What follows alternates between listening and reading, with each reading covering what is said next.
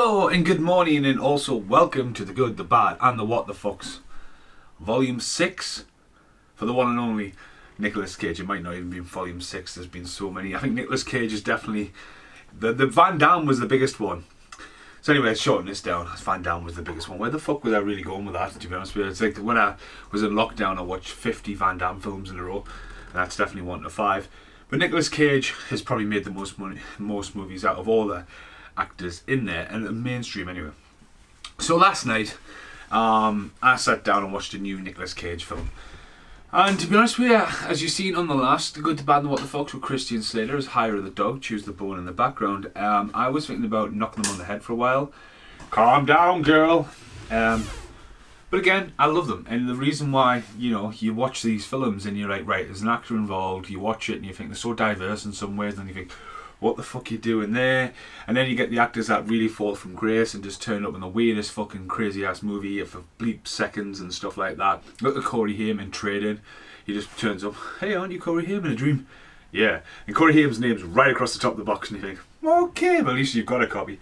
Okay, so Nicolas Cage, he's done a lot of movies, and the other day I bought 2 movies, and it should have been one of these what started it. I bought Ghostlands? Wasteland? Begins with P, actually. We'll get there. And Pig.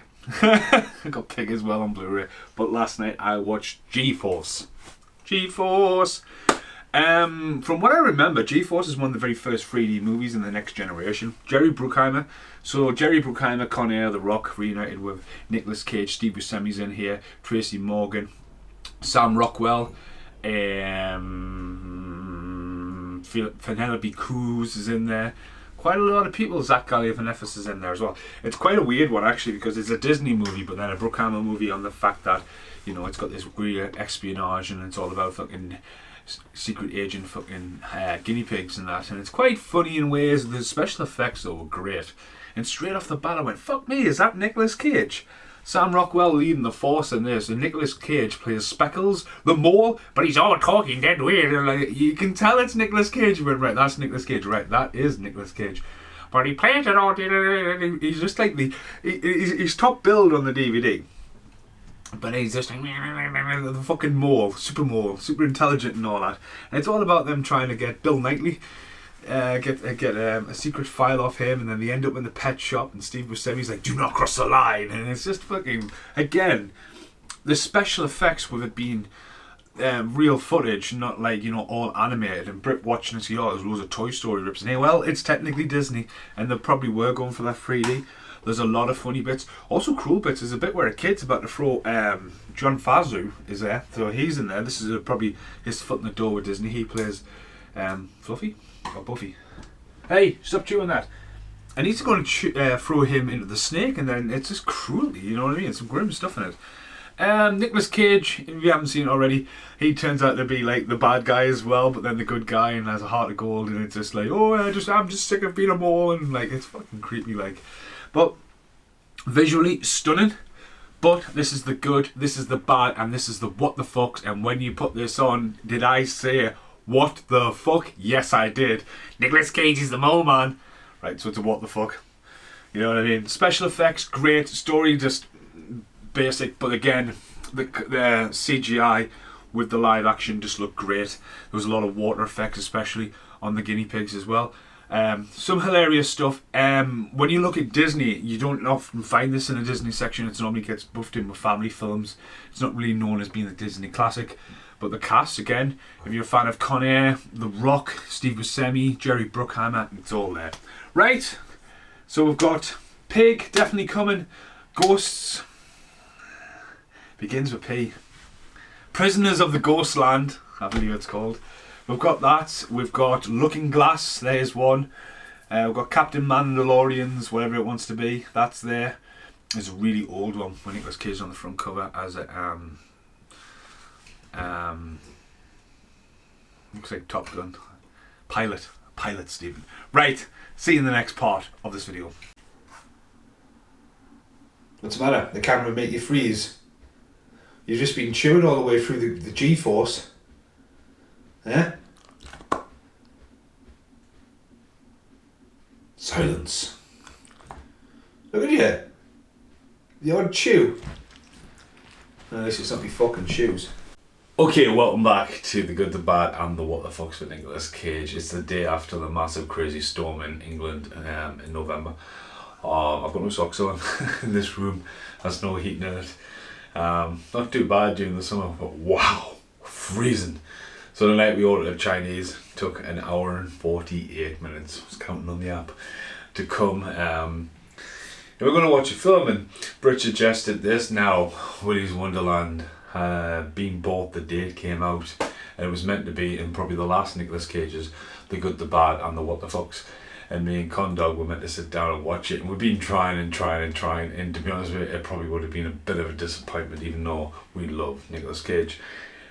When it comes to Good, Bad and What The Fucks, this is an ultimate what the fuck, because Nicolas Cage does not speak one line in this film, and he just turns up and rides off to the sunset with no explanation of what and if he's a guardian angel or he's like a soul collector or just a demon thing. There's something definitely there, definitely spawning drive angry Ghost Rider kind of shit. Now I have seen Banana Splits, and a lot of people say this is like Five Nights at Freddy's, which I'm not too familiar with. The 15, rocking the new school 15.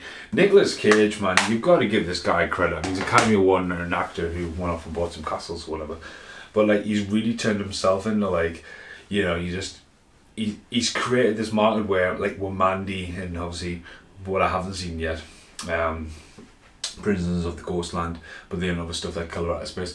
He's creating this mystique about him where I want to do these things because they're fucking awesome. I'm surely he's paid off his debt by now for that, but like this, he just turns up and it's just, you know, there's a couple of famous people in it. It's the woman who wants to get off the boat in Speed, she's in it, and it's just creepy, and it's one of those films where it's so pulled and drained of colour, and then, fuck's sake, man, a shadow on, like, font. Do you know what I mean? When you put some font on something, especially when you're going to have it that light and white font, give it a shadow. Yeah, Nicolas Cage just turns up, gets his tyres busted, and they're like, oh, you got to stay here for the night, we'll fix your car. He doesn't speak, starts drinking cans, goes absolutely batshit crazy over ping pong machines, and then one by one the robots stuff come to life. But there's some really good bits where there's like time lapse of Nicolas Cage, and like, imagine that, what would I do today filming? Right, I want to time lapse you cleaning this place, looks good. And some of the cues are quite good. This morning their soundtrack was released on record store vinyl, and me and Britton nearly bought it because it's a swirly colour vinyl. I was like, let's not shoot this right, because we haven't heard it, so we opted not to get it. I'm glad. I mean, the music okay, but you know, some cheesy editing, well over the top with like edits, effects and stuff like that, and making it look retro, which I think overkills it sometimes a bit when Nicolas Cage is pulling a crocodile's head off on the floor, and you think it just hit the over effects way too much in certain bits. But for Nicolas Cage, it is a what the fuck movie because he doesn't speak. And again, he's executive producer of this. He has like sort of had his fingers in it, but I don't think it's executed anywhere close to how Banana Splits was for its go, and how funny it was and how sinister and stupid. This is just sort of, you know, it has the backstory of like, you know, a fucking weird gang of cult, you know, which is quite creepy, you know, a sense, looking after a kid's place, and they're all becoming satanic, like suicides and stuff like that, and they all come back as robots. And there's just something offbeat about it, and like, it's just, you can't put your needle on your head, and like, again, you look back at it, it's rocking that retro stuff. But when it's Nicolas Cage, this is total what the fuck for not speaking, and just the fact that he just turns up, goes in there to clean it, he's called the janitor, and just starts taking on fucking crazy possessed fucking robots. But yeah, so yeah, second one, G-Force out the way. It was going to be Spiderman multiverse into the Spiderverse, but then I was surprised on it half an hour longer than this. Right, I'm going to go because it's absolutely freezing in here. It's nearly midnight and I am absolutely shattered, but that's the second entry, I think, in the Good, the Bad and the What the Fucks for the legend. That's Nicolas Cage. Hello and welcome back to the Nicolas Cage volume, not volume 3, it's volume 6, entry 3. This has took 3 different nights to watch. So I'm sitting here right now, I'm about to film some bits of the thing, rocking the Fever Free get up. Never wear caps, so this is probably one of the very few times I wear a cap. He was just staring at us before, and obviously I follow Alistair Black, and he just looks cool as fuck all the time, Tommy End, doesn't he? So, right, okay, So I should have said Malachi Black there, my apologise. Right, so National Treasure is the next one. Okay. So I've got National Treasure on Blu-ray, the second one, but didn't have the first one. And I've been keeping an eye out for National Treasure, you know, I've seen it 3 or 4 times now. And Brit had never seen it. And credit to Brit, you know, we're watching these Nicolas Cage, but I'm actually having to watch the Hunger Games as well. So watching Nicolas Cage and then a Hunger Game. So we're up there. Catching Fire finished last night. Anyway, off that rant, as I say, back to this. Jeremy Bruckheimer produced, along with Sean Bean, Angelina Jolie's dad as well. Christian Plummer has a cameo in this, really. Sean Bean, John Voight, Diana Kruger, she's pretty sweet in this. Harvey Keitel's in there, and Jason Bartana, the guy gets lost in The Hangover. The extra features are on location, opening cinematic scene, alternative ending, deleted scenes, treasure, uncut, Knights Templar, decode this, and roadblock Easter egg. Obviously this came out around the same time as Da Vinci Code, and there's all this mysteries and all this kinds of stuff. I love a good treasure hunt movie. The Goonies, the ultimate treasure hunt movie. And when a treasure hunt movie is done really well, you're like, oh, it's just the myths, the mysteries, the payoffs, the reveals, it's all pretty cool. But when it's sort of like, didn't press that button before, he didn't twist Tweety's head and go down the rabbit hole. I think with National Treasure, you know, you can see it's a well-made movie. Jeremy Bruckheimer doesn't normally fuck around with a lot of stuff. And obviously he also did G-Force in this. This is why I'm filming this before I do my thing, because the washing machine's about to kick in a hyperdrive. Go and press the washing machine left and turn it and fall down the trapdoor. Again, Day of the Tentacles, massive fan of that as well. So, speaking of Day of the Tentacles, I knew the history of America wasn't really drilled into me as much as the school, the world history and stuff like that. And obviously the forefathers, and you know, if you play Day of the Tentacles, you know about a lot of this stuff that George Washington and Ben Franklin all living in the house and concluding crazy plans for Day of the Tentacles. But you know, the Freemasons, the Abraham Lincolns, and this goes on. I mean, this is Nicolas Cage at high gear. You know what I mean? There's not a cheap turn paid in this. You know, it's all about the mystery and the running around, and it's good. It's again the whole. Oh, it's there, the clock tower, and it's something that, you know, I think, you know, it definitely appeals to an American audience. You know, I don't think as much as it hits Europe and more reaches out towards Japan and Asia and stuff. I think, you know, like, we won't know that much history to go, oh, the clock tower, that bell tower, you know what I mean? Gets a bit of a serious side of Night in the Museum as well when you push across this American, you know, like jokes and stuff like that. So in my notes, I don't think it's as mint as I remember it. There is some suspenseful moments. Nicolas Cage, you know, definitely got a paycheck in this, but he's not cashing it in. It got a sequel straight away, but then I think they did Sorcerer's Apprentice and then never got around to doing the third one. I know the third one's been on IMDb for a while. So again, as a trilogy, it could work. You know, again, it comes along the sides of the Pirates of the Caribbean. Once one gets rolling, another one comes out, and I know in the second one it's set in England. It's all about the fucking 2 tables. I remember that much.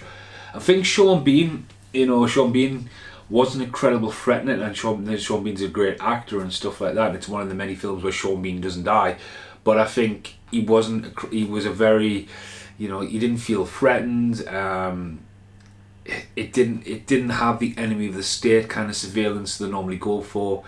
And I just felt, you know, by the time, I mean, it put us to sleep for it twice, you know, and last night I watched it and I was like, right, it's finally ended. And like the treasure, the payoff, and, you know, there is some funny bits in it, but I would put it now in the bad. I think it just misfired, but it got a sequel, so. Right, obviously the next one's going to be National Treasure 2. I'm literally going to film all I need to film, set up for editing for the day, and watch National Treasure 2. So we're rolling with this Nicolas Cage one. Right, goodbye for now. Hello and welcome to the next part of the Nicolas Cage, the good, the bad and the what the fucks, and this is National Treasure 2. I'm going to say I've just watched this one on Blu-ray, so it looked a lot better than the first one. I've really enjoyed that. Obviously I've seen it before. I think it's a lot better story than the first. Typical sequel where it brings in the mom, which is like Helen Mirren. Obviously she's the mom of Jason Statham and the guys in Fast and Furious and that. She's one of the best exports of Britain. She's just everywhere. Doesn't seem to age. Never looked young. She has an amazing film called The Mosquito Coast, which blew my mind the other day to find out that as Apple TV have done a series of it, and Mosquito's Coast is amazing. Mosquito Coast. But yeah, reunites Ed Harris with Nicolas Cage from Jerry Bruckheimer from The Rock. And I think Ed Harris is a credible threat in this. More again of the backstory about the assassination of Abraham Lincoln. And then, you know, the jumping around and the Chinese puzzles is really cool. I think I really enjoyed that. Jumping around gives a bit of a European twist to it. There's a lot of time change, and I think that's probably where they're going to go with the third one. You know, he's got together with this last family, but they're now separated. The sidekick, sorry, I forget his fucking sidekick's name. He's got a Ferrari at the end of it, but obviously it's a common joke that he's trying to do a book. So there's a lot more humor. He's definitely laugh out loud moments. I actually generally laughed out loud a few times, and to be honest with you, I wasn't paying that much attention to it because I'm on about 4 different screens. You can probably see them all reflected in my fucking glasses. Liked it. I like the idea of Mount Rushmore. It's something that you don't really take into grasp how the scale of it, and see how it was done when it was done, and the idea that there's like an Aztec fucking, you know, temple of gold there, and the whole president, and I just found it a lot better. You know, like a typical sequel, which, you know, is a lot better, I think, than the first. Obviously been left open for a third, but where to go again? There's a whole mythology of like the American hidden thing. Again, check out Day of the Tentacles. It's amazing. But if I hadn't played Day of the Tentacles, a lot of this stuff wouldn't have been so familiar with it. It's not like I hadn't seen Steven Spielberg's Lincoln and stuff like that, the history ones. Don't get us wrong, Steven Spielberg is one of the greatest directors that ever lived, but like sometimes I just, if I've got no interest, I probably won't watch it. And maybe it's best you educate them on that note, so you get more of the myths and the clues. I think Ed Harris is a incredible fair to sacrifice himself. Yeah, I don't think he needed the double turn. John Voight and Helen Mirren had a great chemistry. I think the cast has got great chemistry as well. I think it's the same director, if I believe it or not, of the first one. Yeah. So yeah, better than the first. The greatest adventure in history. And I believe Sorcerer's Apprentice came along like that and put a hold on that. But I'll definitely see a National Treasure 3 on the way. As I say, the idea that there's this book and conspiracies and stuff like that and how they get there and all this, it was interesting. But yeah, it was good. The bad, the what the fuck, I think it's better than the first, so it ends up in the good category. The first one definitely falls around borderline bad. Both not what the fucks, you know what I mean? It's again Marquis and Nicolas Cage. It's Walt Disney, you know, Walt Disney, Nicolas Cage, National Treasure, you know, there's gonna be fucking seen everywhere. And again, it just goes on to that whole, you know, history stuff. Score was really good as well. Very probably the same guy who did the Rock. Do you know what I mean? Very Bruckheimer like kind of scores as well. So yeah, another one down for Nicolas Cage for the good, the bad, and the what the fucks. Hello and welcome back to the Nicolas Cage, the good, the bad, and the what the fucks. This is number 5. We're getting there. Spider-Man Into the SpiderVerse. Got the Stan Lee for that in the loft. I've never seen it. The reason why is it was on at work, and it was, you never knew what you were watching as you went past, and it takes a long time to like, right, I'll finally watch that, and you watch it and it's like good to forget about stuff. I remember seeing very very subliminal the movie, and obviously it's been flashing in my eyes as I'm trying to look at 1, 2, 3, 4, 5, 6 different screens. You like that? I'm a big fan of the games. Shattered Dimensions, loved Edge of Tomorrow, and then you've got the new ones, and like finished. I was a bit let down with the Miles Morales one. I think that they could have done a lot more apart from a clone of the original game, but again, you know, I brought in the Miles character, and progressively the Miles character has become you know, the new way to go, because how many times we've had a Peter Parker now, especially in the movies, and again, this has definitely opened the doorway to see what they can do with this new Spider-Man coming out. Nicolas Cage in it is noir. I mean, I remember the noir levels on the Spider-Man game just being amazing, especially when you used to come over the fairground and the fucking firework would go off, and them levels were just mint. And obviously when they made the next game, they dropped noir and they dropped the other one. I think it was more the comic book one, and went for the space age in the present time, which was a little bit of a letdown. Val Kilmer was in one of the games.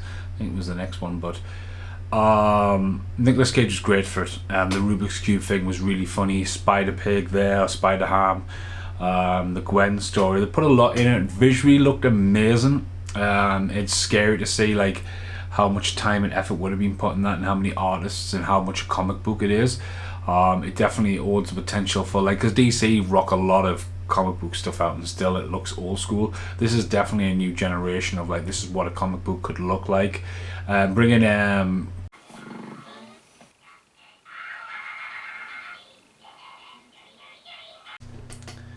so sorry. I didn't think I'd film much on this one's camera, but obviously I filmed that massive long rant with the love of movies, and I've been filming stuff today.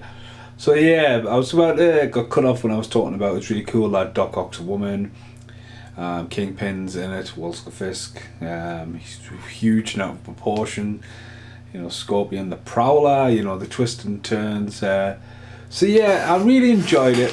But when it comes to Nicolas Cage, Good, the Bad and the What the Fuck, it's a total what the fuck movie, because it's like the Nicolas Cage is noir Spider-Man.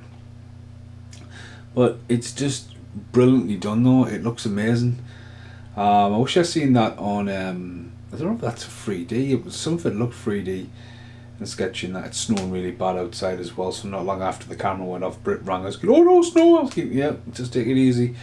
So many famous people in the voices, Chris Pine's in there, Jake Johnson, there's loads of people in the credits, but I really enjoyed it. Definitely a lot better than G-Force. But again, Nicolas Cage just letting his voice out there. I think he's in a few things. I'm sure he's in like A Christmas Carol and Croods. Obviously Croods 2's not long, just came out on physical release as well. So the story, again, it looks like it'll probably just be a one-off, even though it's been left open, especially with all the stuff happening since Spider-Man since.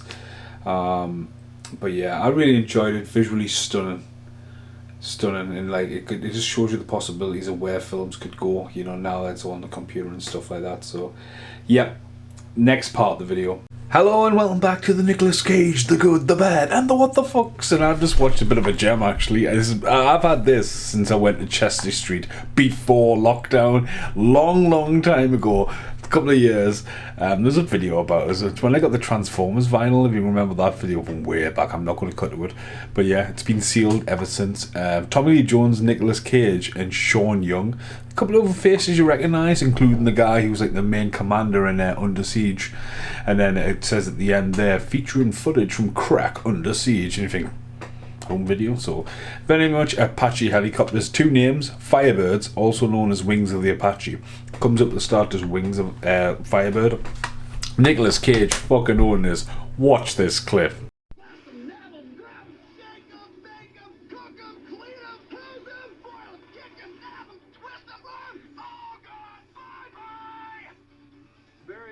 Gentlemen, let's see how well you fly with your monocles down. So yeah, this film gets like an awesomeness because he's wild. It literally is a bit of a Top Gun, you know, like cashing in, but it's pretty much the Apache helicopters, you know what I mean? It's all around the bases, but a lot of the time it's like Nicolas Cage is actually in the helicopter, you know what I mean? He's sitting there and it's like, and he's fucking loving it. A bit of romance with Sean Young, Tommy Lee Jones, you know, the veteran 40-year-old. How old is Tommy Lee Jones? I've never seen him young. Pretty awesome, but you can see Nicolas Cage trying to get into his action at this point, but it's just pretty much a showreel for the Apache helicopter. There was a lot of video games around at the time, like for the Mega Drive and stuff like that, but man, I mean, I just sent it to Matty Connor and he was just like, what the fuck? So yeah, you can get a hold of it. It has been released in the UK, just for that one scene, that clip you've seen. It's just absolutely hilarious. But if you're a fan of Top Gun, give it a watch. Nicolas Cage fans, you go, yep, it's his roots. Here comes the dog as well in the background. So yeah, number one down. It's very short as well, that's why I opted for it. 83 minutes. It's like poof, gone. No menu screen.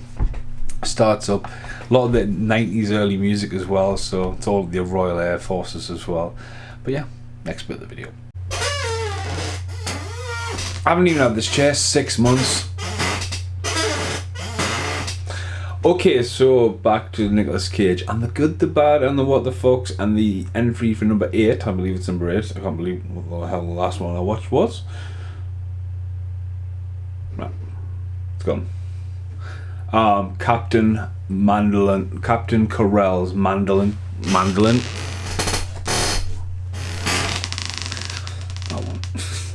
Bought from HV Newcastle for £3. It's got the sticker still on the back. I'm not going to listen to Dread's commentary. And 2 hours and 2 minutes. It's pretty much just been playing on the background while I've been uploading, transferring, mastering, and all kinds of stuff today. Brit's got the book of this, and this is one of the films where I've watched it under the radar, so I can just put it in the pile and it's done, because it's been knocking around to be in the Nicolas Cage Good, the Bad and the What the Fucks for the last couple. It's been there on the shelf, it's the constant. I've never seen it, and this comes along at a time when Nicolas Cage was like pretty shit hot. He was doing a lot of romantic comedies, he was doing his actions, you know, it doesn't feel too far away from Wind Talkers, but then it doesn't feel too far away from Face Off. I knew nothing about it, and obviously Brit's got the book. You know, Nicolas Cage, Penelope Cruz, who were in G-Force, I don't know. John Hurt. Oh, by the way, there's a brand new Spiderman in the SpiderVerse coming out. Wasn't when I was recording the other day, they hadn't touched it. John Hurt and Christine Bale's in this, and they're all typically mental cast. I mean, John Hurt and Penelope Cruz are meant to be Greek. Christine Bale's meant to be Greek. Nicolas Cage is meant to be Italian. And at first I didn't know what the fuck was going on. There's a lot of groundwork being done off, and it's all about, like, you know, she's got a love interest with Christine Bale, but he goes off to war, comes back a bit fragile after it. Nicolas Cage comes to town just singing, losing fucking Mandarin, playing away, you know, and he's wildly feck off. There's a lot going down there. There's some mint bits where Nicolas Cage is playing, and it's very convincing that he's actually playing that. And you think, where's this going? This is going to be a romance, and then there's a bit of a sex pesting in the woods, and then John Hurt's getting involved, and then next thing you know, it totally turns a 180 on you. It's like they're all getting mowed down with machine guns, there's a massive war thing, and you think, fucking hell, where's this gun? And then there's an earthquake. It's like, what? And then there's like years later, and he comes back, and he just wraps it up quite like neat and nasty, and neat and nasty, but a long film, man. A long film, and I wouldn't put it in good, and it's, you know, what the fuck's, I mean, Nicolas Cage with an Italian accent all the way through it, you know, dancing around, singing his songs and hitting the high notes. It was a bit like, what the fuck? But, you know, this is probably one of the ones where, you know, it's a safe kind of movie, you know, you go to see it, it is well made, and the locations look stunning. I mean, especially there's this, John Hitt's name's just up on the screen in the background there, but the shots of like the island and the location, you know, it all looks authentic from back in the day. Pretty mental when it started, like the war thing happens as well, so, and there's some really nice like dissolves from night to day. But yeah, it was just like, what the fuck is this movie really doing? I know it's based on the book and all that, but I'm going to put it in the bad category for Nicolas Cage for the good, the bad, and the what the fucks. Next part of the video. Hello there! Okay, so it's 8 now. Last one would have been 7. I've just watched Looking Glass, and as I try and move, the seat's fucked. The Looking Glass. Pretty cool artwork. Picked it up for £3. It's stuff like this has gone quite cheap, but then stuff Between Worlds and is it Primal or Perimeter or whatever it is. There's a few Nicky Cages haven't gone cheap, like Jiu-Jitsu, but this one did. Red font, fuck my life. That was hard to look at the front, at the end as well. Zoom in awards looked fucking terrible on the desert. Me and Britt recently watched Vacancy with Luke Wilson, and this is that Robin Turney, who's she's in like Empire Records and stuff. It's pretty bad. I like the idea that he comes to take over a motel, and the people, like this one guy has to stay in room 10, and like these other people are like all creeping around, and then the sheriff from Buffy the Vampire Slayer turns up, but then Nicolas Cage discovers that there's underground spy tunnels, and he can spy on everyone. He starts watching people, but like, it's sort of like living in the aftermath of losing their child as well. This couple who moves to this hotel, and the conspiracy of the guy who used to live there. He's fucking run off to the desert, and it's like, it's a bit messy. Like, I think if it was just solo, I think Nicolas Cage without a girlfriend would have carried this a little bit better, and he gets more obsessed. But quite some funky like throwback scores. Very David Lynchy, I would say. Tried to be anyway. But it was pretty bad, to be honest with you. It was pretty bad. Special features or first look feature. It was on for 100 minutes. Way too long.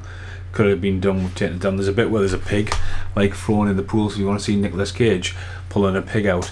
You know, like proper getting into it. But again, he gives it all. Little fights at the end, being, you know, it's, I mean, again, great front cover and that. I'm sure it's got a different name in other countries, but Looking Glass definitely goes in the bad category, and I know I haven't done much by moving, but obviously I've just been here all day editing videos, and that's my second Nicolas Cage movie in a row. So yeah, next part of the video. Hello and welcome back to The Good, The Bad and the What the Fucks. It's now 2022, so it's been about 3 or 4 weeks. I can't remember the last Nicolas Cage film I watched for this. Pig and Ghost of the Wasteland have been on the cards for weeks. Jiu-Jitsu's now here as well. So this is definitely 9. Because I remember I only had 2. So last night we chose to watch Pig because it's an hour and a half compared to Ghost of the Wasteland, which is an hour and 20, so 2 hours, 200 hours, whatever. So I've been up all night, coughing with throat sweets, so grim. Okay, so Pig. First off, I was like, right, this has sold really well since it came out. It's had a lot of hype. Brit only wanted to watch it because it was a top, and Barack Obama's top 10 movies of last year.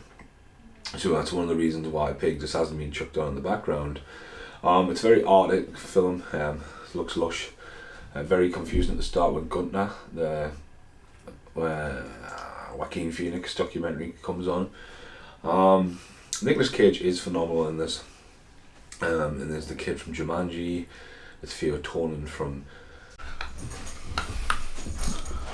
I haven't got your pig. Sorry about jump. I haven't got the pig. Hira's got a stuffed dog. Hold a pig. I haven't got it. Do you reckon this review? Multiple junk cuts here because the sweet's now exploding in my mouth. I haven't got the pig going. So the movie starts, it's very artistic. Nicolas Cage is phenomenal in it. He's so young. Looks like he's really on board for this. There's a couple of scenes where we can see less is more with him. He's gone for that approach, not as less as Willy's Wonderland when he doesn't speak. The kid from Jumanji's in it. Theo Tonin, the guy from Sons of Anarchy and also Justified. I think he's called Theo Tonin. I don't know which way around it is. So there's a few famous people in it. First time director, I think the director's only directed shorts since this.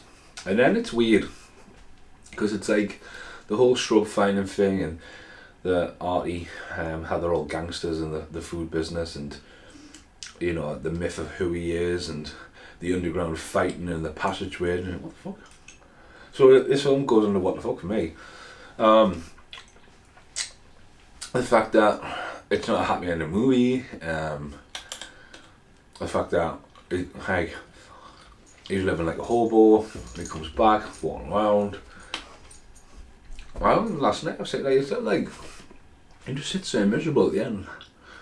And like, okay, it's not like a John Wick where it shows a pig getting annihilated, but it's one of those things where, oh yeah, like, you think that you would get this pig back, and it's not like all the time you wait for him to go on the rage, and he doesn't go on the rage. It's not like Mandy where he just goes absolutely fucking berserk and builds an axe and starts decapitating people. He just cooks a meal. It starts about the world explosion. You know, he's almost like he survived the knowing, you know what I mean? He's, you know, oh yeah, I survived Armageddon, don't worry about it. So I think, to me personally, it's a what the fuck movie for what it was, and not dissing Nicolas Cage at all. I did think he was great in it, but you're just waiting for something all the way through, and then it just ends. It's got a lot of, you know, feedback. It's had a lot of like standards on it, but yeah, I'm really ill as fuck. So I got one more to watch and I can wrap up with Nicolas Cage. I got the back of what the fuck. Jiu-Jitsu, by the way, got 2.9 on IMDb, because I was having a look last night.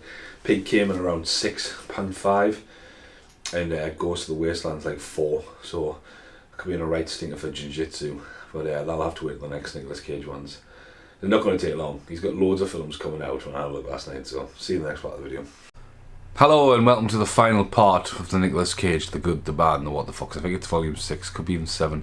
He's definitely the most actor in the collection.